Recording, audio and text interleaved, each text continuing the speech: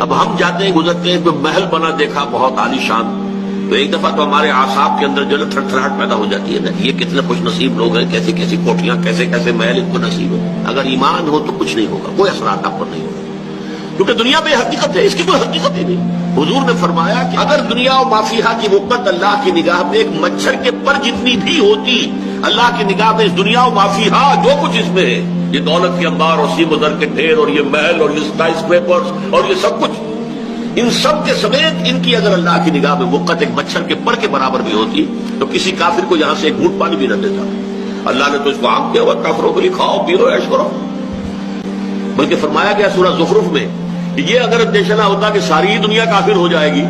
تو ہم تو ان کافروں کے لیے ایسے محل بناتے کہ ان کی چھتیں چاندی کی ہوتی، دروازے چاندی کے ہوتے، ان کے چھپر کٹ چاندی کے ہوتے، بلکہ سونے کے ہوتے، لیکن یہ بھی سب کچھ ہمارے نزدیک بے حقیقت ہے، کوئی حیثیت ہی نہیں۔ یہ کیفیت اگر اب میری نہیں ہے تو پھر وہ ایمان کی حقیقت تو مجھے نصیب نہیں ہے۔